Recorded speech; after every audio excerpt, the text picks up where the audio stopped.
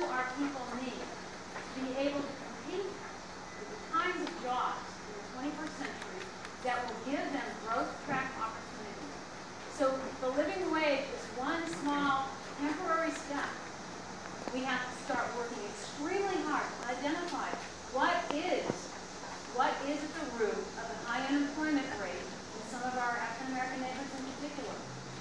Louisville, Kentucky did that, looked it square in the eye, and saw that there were some issues with some basic adult skills that were missing. 10 seconds. We need to then move forward with a comprehensive plan to target that unemployment and to make agreement with ourselves as a city that we will start to do job creation.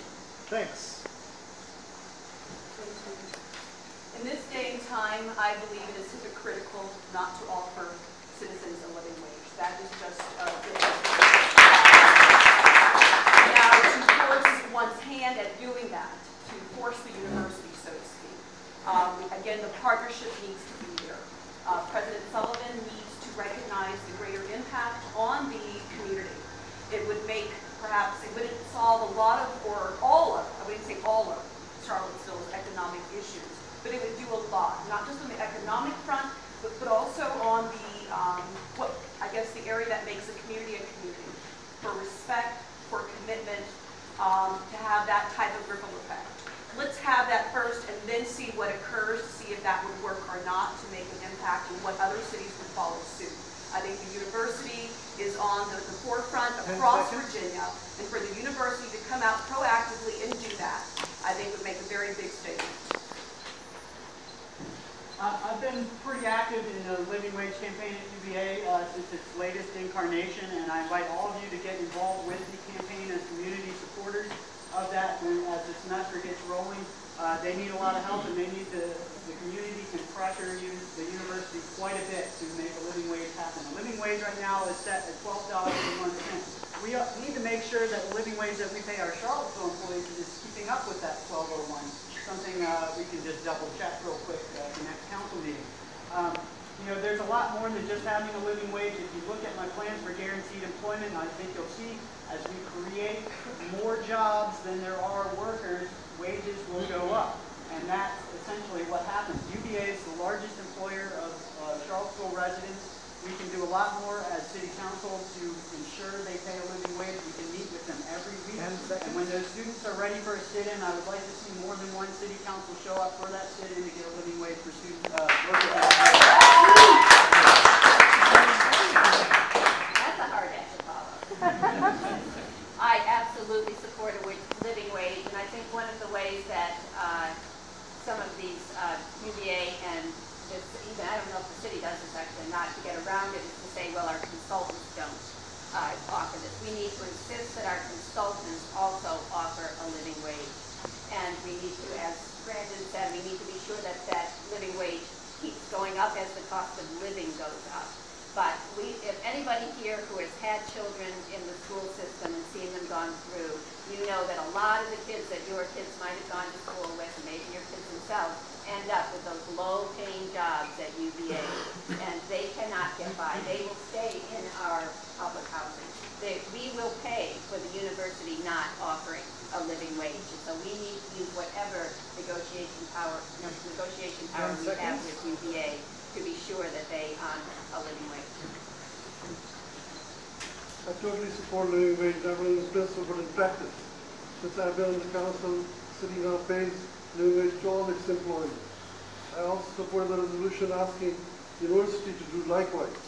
I've been to almost every gathering in the university to discuss, and I think the university can afford millions of dollars building arenas and high buildings. They can afford living wage. I approach it from the standpoint of how we get higher wages, period. Regardless of UVA, we need private industry in Charlottesville that exists. So right now, the practical reality is that UVA is going to pay a market rate for their wages. That's what they're going to do, and we can try to bludgeon them into doing differently, and that might work, it might not work. It hasn't been too successful so far.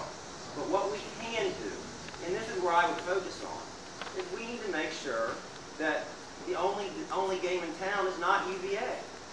If we have private industry, that the wages will be more competitive. And again, this is one of those things. I'm a small businessman. I got 20 employees. I got dozens of subcontractors. I mean, if you want to talk about how jobs are created and what it's going to take to make sure we have industry in town, we're not all equivalent up here. All right, we'll move back around. Yeah, I also agree with the goal of the living wage campaign, but I do agree with much of what Paulson said, which is that we need to make sure we're also diversifying our economy here in this town, offering alternatives other than UVA or service industries. We need to have 21st century middle class jobs in clean industries like biotechnology, green energy, skilled trades, advanced manufacturing, high tech, software. Those are the things that we need to be focused on. I mean, living wage is a great goal, and I will support doing what we can to make that happen, but it's only going to affect maybe 200 people. We need to be thinking bigger about everybody else in this town. Well, one thing, first of all, I applaud the effort to raise what I used to call the minimum wage. Negotiation, that's how it should happen. But I'm in construction. If I'm looking to hire a laborer or somebody whose skills I'm not sure of, I'm not going to pay him $12.01 an hour. If I find out he can't work, he's not going to be there by the end of the day. And that's just the way private enterprise works. We have to stay competitive. When the University of Virginia raises their wages, a large number of people in town will be looking to raise their wages as well. And under other circumstances, that's called inflation. That will put the city of Charlottesville at a disadvantage with surrounding counties. We are already at a disadvantage on our tax rate and our water rate. Businesses are fleeing to the outlying counties. They know that when our business people try to bid on a new business coming into Charlottesville, that's all they have to lay out in front of them.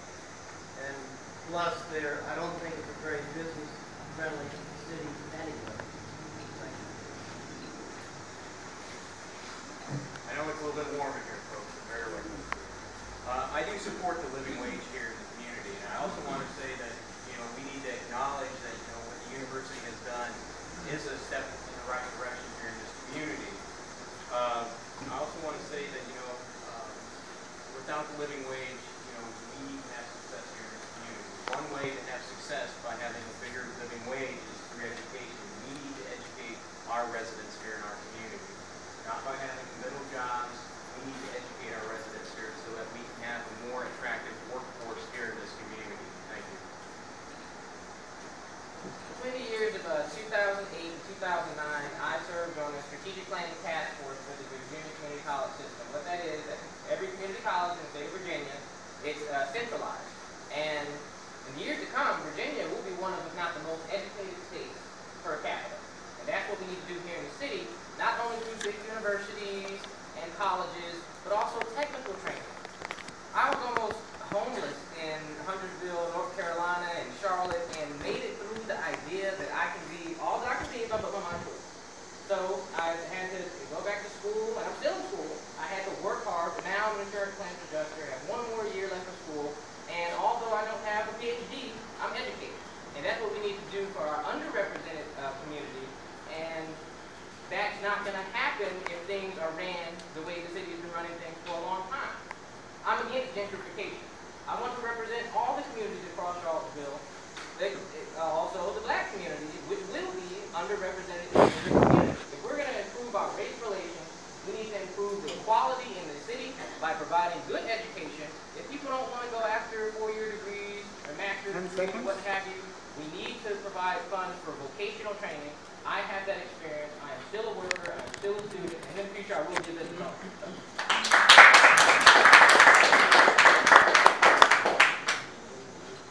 I agree with Mr. Breyer that we should be increasing the business diversification in this city.